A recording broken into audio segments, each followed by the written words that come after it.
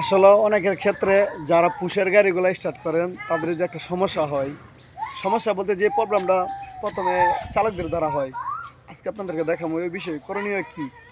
যেমন আজকে দেখে আপনাদেরকে এটা দেখেছি, এটা হচ্ছে পুশে স্টার্ট দেওয়ার পর একটা সমস্যা হয়। যারা পুশে স্টার্ট করেন এই পুশ মানে গাড়ি স্টার্ট হয়ে গেছে, তখন আমরা কী করি, এই ব্রেকটা এভাবে চাপ দিয়ে রাখি। আসলে নিয়ম হচ্ছে কিন্তু এটা না, মানে স্টার্ট নেওয়ার সাথে ব্রেকটা ছেড়ে দিতে হবে। মনে করেন স্টার্টটা অফ করলাম, তারপর পরবর্তীতে আবার এই যে স্টার্টটা দিতে হবে এরকমভাবে, যে পুশটা দেওয়ার সাথে ব্রেকটা ছেড়ে দিতে হবে।